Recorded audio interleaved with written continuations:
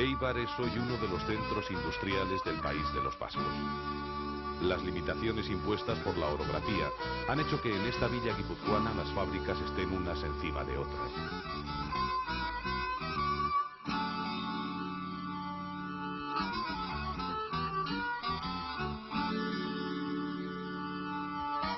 El eibarrés es un tipo singular de gran imaginación para afrontar las dificultades. Hoy Éibar es el símbolo del modelo de desarrollo industrial guipuzcoano. Durante siglos, este ha estado vinculado a la fabricación de armas. En algunos momentos, Éibar y armas han sido sinónimos.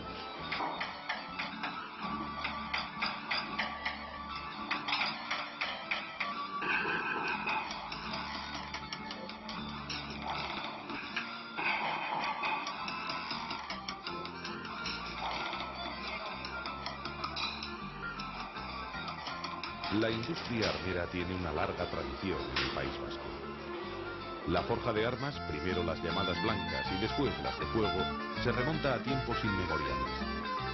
Durante siglos en las ferrerías vascas, situadas siempre al lado de ríos y regatas que proporcionaban la fuerza para que funcionaran los martinetes, se forjaron espadas, picas y armaduras.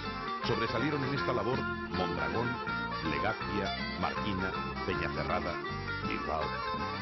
Posteriormente, las ferrerías vascas fueron extendiéndose y desarrollándose debido a circunstancias favorables, tales como la posibilidad de abastecerse del mineral de hierro de las minas de Vizcaya y las del Monte Udala de Mondragón, así como la abundancia de bosques que proporcionaban la madera necesaria para la fabricación de carbón vegetal. Quizá por todo ello no sea extraño que las ferrerías de la cuenca del Deva sean pioneras en la fabricación de armas de fuego.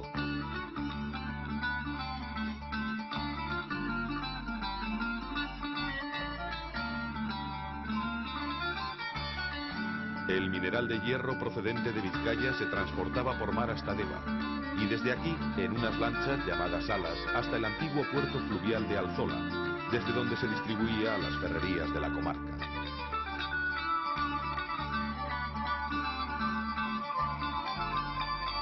Ya en el siglo XV, las armas de fuego vascas gozan de gran prestigio. En sendas pragmáticas de los reyes católicos de 1488 y 1489 se ordena que no se saquen armas fuera del reino de las armerías de Guipúzcoa, Vizcaya ni de Vitoria y se destine toda la producción a la defensa de las posiciones de Sicilia. Durante siglos, las armas fabricadas en el País Vasco compitieron en calidad con las de la región italiana de Brescia y las alemanas.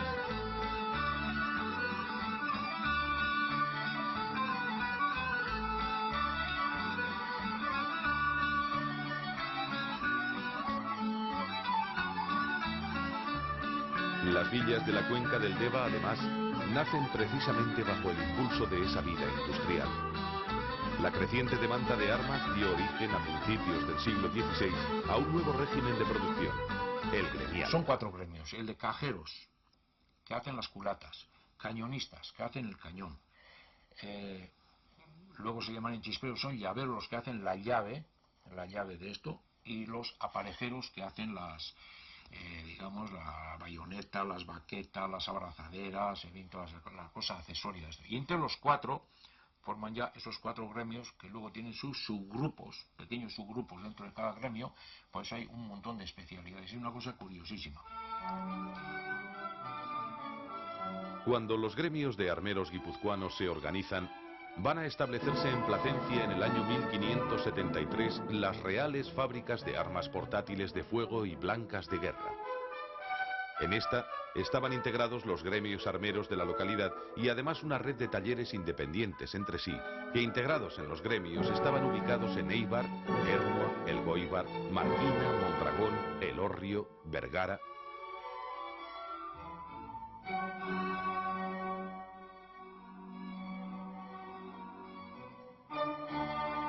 Estos son los que ponen el precio a la producción. Cuando hay un pedido del Estado, del Reino, ellos estudian los precios según el volumen de pedido, tratan con el enviado del rey, que es el director de las reales fábricas, y entonces discuten, y cuando llegan a un acuerdo, pues no hay lugar ni a huelgas ni a nada, a trabajar todo el mundo. Y saben que hasta cumplir aquello tienen que seguir trabajando. Ahora, se hacen muchas especialidades, porque es de infantería, artillería, guardias de corps, en fin, todo lo que había entonces en el reino, todo se nutre de aquí, las milicias de América, todo se manda de aquí. Y ese es el organigrama, digamos, de las reales fábricas, que no debe entenderse como una empresa en el sentido actual, sino esa conjunción de talleres de toda la comarca, de Eibar, Placencia, El Coibar y tal, que formaban las reales fábricas. A lo largo del siglo XIX cambian los sistemas de producción. Desaparece el régimen gremial y el sistema de reales fábricas. Muchos armeros independientes se convertían en asalariados en grandes fábricas de armas, especialmente tras la Segunda Guerra Carlista. Empiezan a sobresalir algunas empresas como Euskalduna de Placencia. Pero poco a poco, Eibar va a convertirse en cabeza de la industria armera. Van a comenzar a fabricarse armas con licencia extranjera.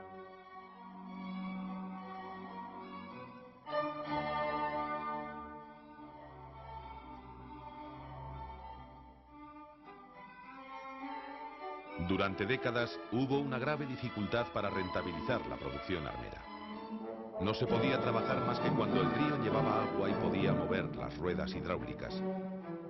Pero en 1890 se produce un hecho que va a cambiar el sistema de producción de las armas. Orbea pudo instalar en su factoría la energía eléctrica. En 1894 seguía su ejemplo GAC. Se comienzan a abrir mercados en el extranjero. Las fábricas de armas aumentaron prodigiosamente. Se pasaron de 5 en 1890 a 105 en 1930.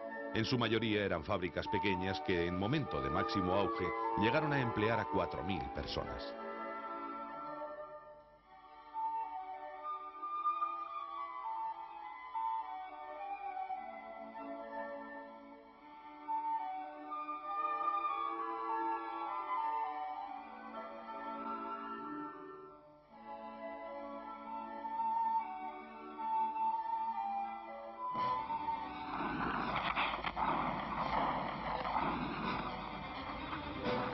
La Gran Guerra, y en especial el año 1917, marca el auge de la industria armera ibarresa. En los frentes europeos se utilizarán armas guipuzcoanas.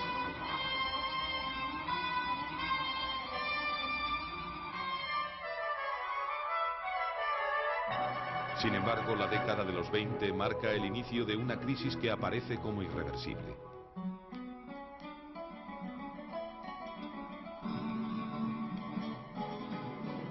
Ante la situación crítica de la industria armera ibarresa, algunas fábricas de armas comienzan a cambiar de orientación. En 1925, la Casa Gárate, Anitua y compañía, GAC, inició la fabricación de bicicletas. Su ejemplo será seguido por Orbea y Beistegui Hermanos, BH, a partir de 1929.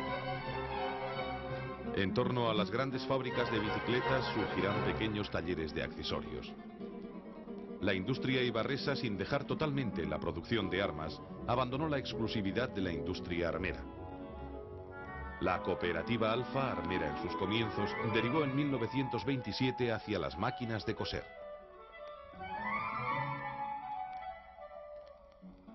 Y aquí hubo bastante crisis y se tuvo que... La iniciativa que han tenido siempre los empresarios vascos, pues tuvieron que buscar otros medios, otros tipos de fabricación de cosas más útiles a la sociedad, porque claro, se venía poniendo cortapisa por una parte a la producción para el ejército, digamos. Hemos dicho ya por Asturias, incluso trayendo del extranjero, haciendo contratos con ingleses y tal. Y luego el arma de caza, que era también una de las principales piezas del modus vivendi de aquí, de la cuenca del Deva, pues se ve afectada pues por disposiciones oficiales que, aparte de la licencia de caza y eso, pues que si el permiso de armas, que si tal, que es cual, se van poniendo cada vez más pegas y ya pues todo eso va mermando la producción.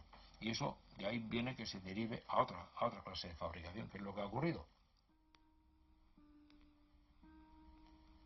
La vieja organización gremial de los armeros eibarreses hasta bien entrado el siglo XIX va a dar lugar al gremialismo obrero, cuyos orígenes son, por un lado, la conversión de los armeros en asalariados y por otro, como escribió Toribio Echeverría, el generalizarse el liberalismo manchesteriano. Tras una serie de huelgas que se sucedieron a principios de siglo, la más larga y dura fue la de 1920, que duró 4 meses y que dio lugar a que un 50% de las familias eibarresas se quedaran sin jornal.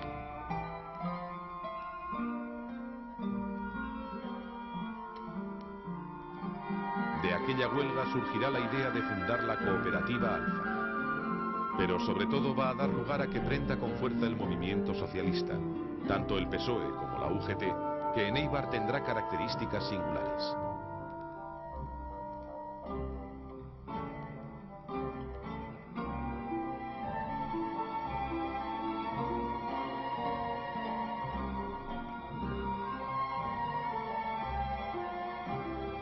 Pedro Celaya recuerda que el pueblo estaba dividido en goitarras y betarras. Pasados los años, será en los barrios de arriba donde se concentren los socialistas y republicanos, mientras que a los residentes en la parte baja se les consideraba como reaccionarios.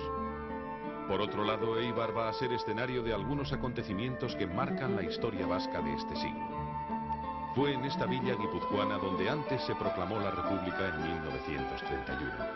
También allí fueron especialmente sonados los sucesos revolucionarios de 1934. La guerra civil sorprendió a Eibar en un momento de crisis económica.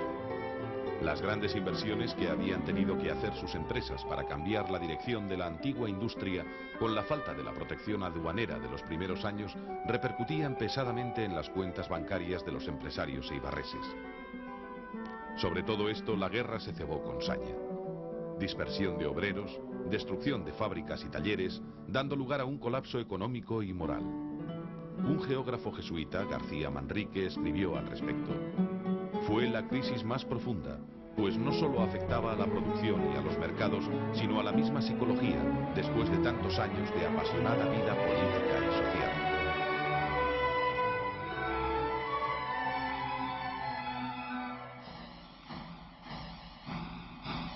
El modelo económico franquista, basado en la autarquía, impidió la recuperación económica, especialmente por la falta de materias primas. El ministro de Comercio, el falangista Arburúa, visitó la villa en 1952, pero fue incapaz de cumplir sus promesas, favoreciendo un floreciente mercado negro, sobre todo de cupos de mineral de hierro y chatarra, controlado por sus propios correligionarios.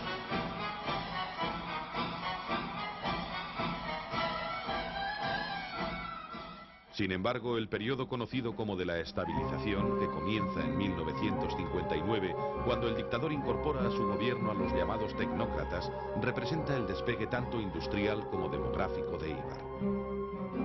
Una villa que en el siglo XVII rondaba los 300 vecinos, unos 5.000 tras la Segunda Guerra Carlista, en 1930 13.000 y hoy casi 32.000. En menos de una década la población casi se había multiplicado por 3. 7.500 de sus nuevos habitantes proceden de Guipúzcoa, Vizcaya, Nafarroa y Araba. El resto proceden de fuera de Euskal Herria. Encabeza los gallegos, unos 3.000 en 1960, seguidos de burgaleses, logroñeses y cántabros. Las limitaciones geográficas de Eibar harán que talleres y compañías, algunas tan emblemáticas como Orbea, GAC o Beristegui Hermanos, armeras en sus orígenes y dedicadas a la fabricación de bicicletas, se trasladen a poblaciones vecinas y a Vitoria-Gasteiz. Sin embargo, en el mundo de la posguerra fría y en medio de una profunda crisis económica, la fabricación de armas seguirá vigente. Hoy, Eibar seguirá siendo un ejemplo vivo de un valle industrial guipuzcoano.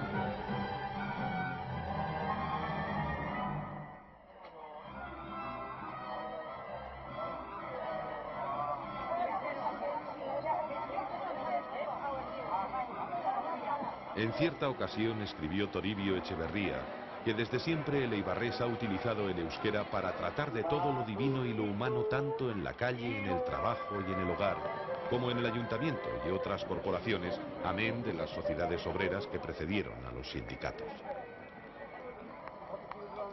Echeverría estaba convencido de que la clave de la supervivencia del idioma vasco en esta villa guipuzcoana son las peculiaridades gramaticales y sintácticas. Todo lo cual, siendo de una riqueza extraordinaria, apenas ha sufrido la acción perturbadora sobre el léxico del impacto de nuevas culturas.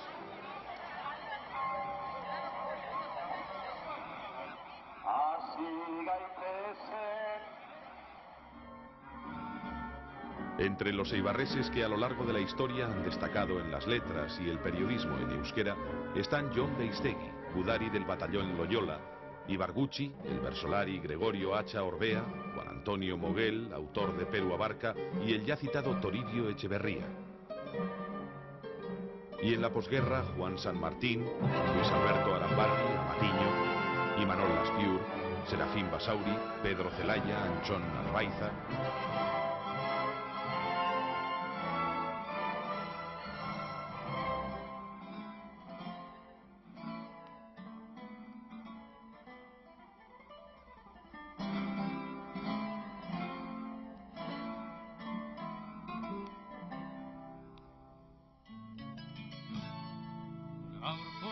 El mundo obrero y el euskera van en Eibar íntimamente ligados. Numerosos versos están recogidos en Armero Canta. Y del mismo género del bertsolarismo son los cantos Forjariak, del movimiento obrerista que se cantaban en las grandes huelgas de 1911.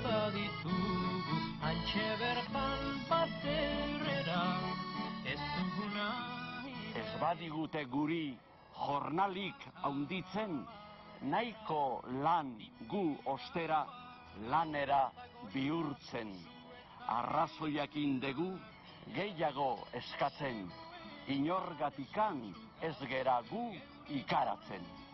Espadute entzuten arrazoi ongi, ematen ez baigute beharraina guri, zu emango diogu geren fabrikari, eta nagusiaren etxe guztiari. El arte en Eibar también tiene relación con la industria y singularmente con la armería. Este es el caso del damasquinado.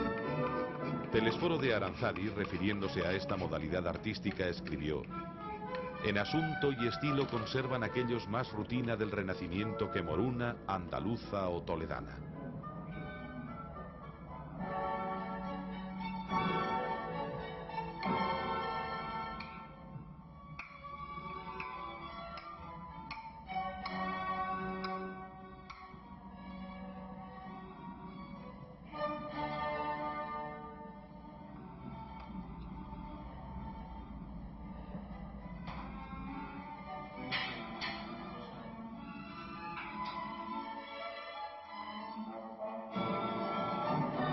Las raíces de este arte singular, claro, hay que buscarlas en la antigua armería, tal como lo atestiguan algunas piezas.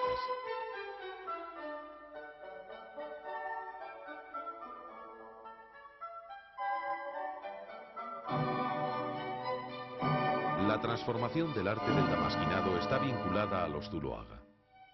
Fue Eusebio Zuloaga quien dio los primeros pasos en la innovación del arte del damasquinado. Sin embargo, será su hijo Plácido quien lo revolucione definitivamente. Este estudió primero en París y más tarde en Dresde. En Alemania idea el sistema de rayado cruzado a cuchilla o picadura que permitirá mayor libertad en el dibujo. Con toda esa experiencia creó una escuela en Eibar, llevando el damasquinado a otras aplicaciones fuera del campo de la armería. Su obra más importante en Euskal Herria es el altar de una de las capillas del santuario de Loyola. Junto al Zuloaga damasquinador, Daniel, pintor y ceramista, y sobre todos ellos Ignacio Zuloaga, nacido en la Villa Armera en 1870 y sin duda su artista más universal.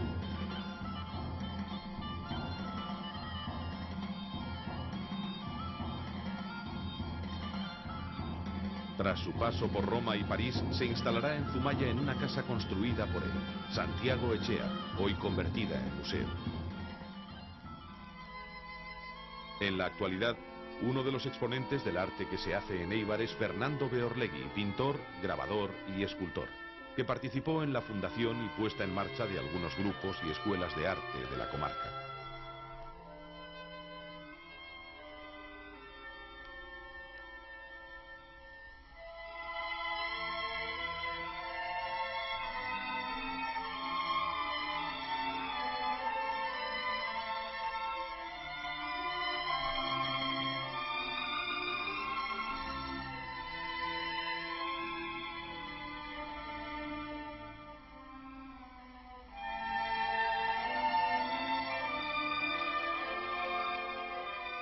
El primer grupo Gorus, que fue con unos amigos, la intención era presentarnos al público juntos, pues no sé, para arroparnos y para tener más obra, y no había dentro de ello otra ideología que la de superarnos un poco y salir del mundo grisáceo que nos rodeaba por todas partes, ¿no?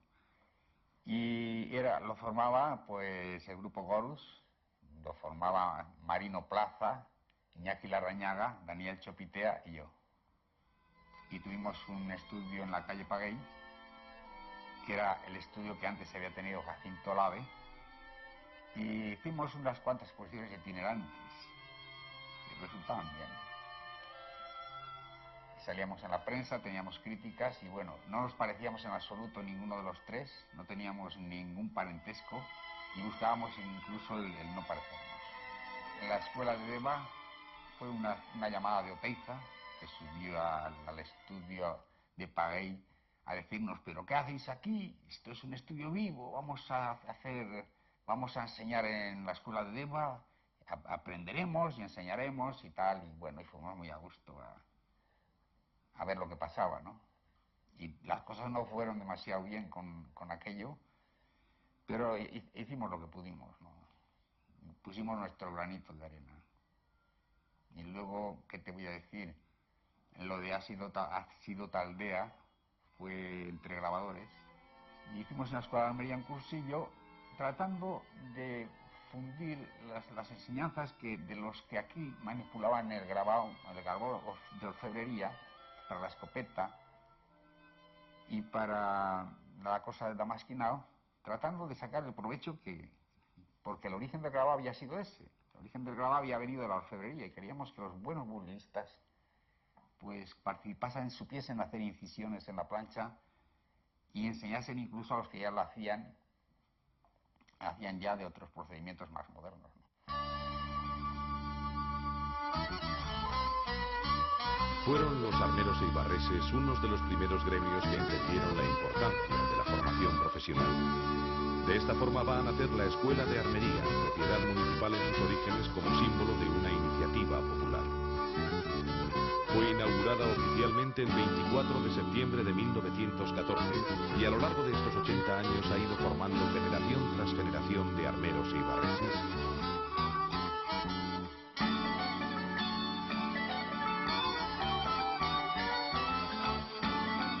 En la actualidad, además, se pueden estudiar otras profesiones como la de maestría industrial y sus diferentes ramas: electrónica, mecánica, eléctrica, delineación.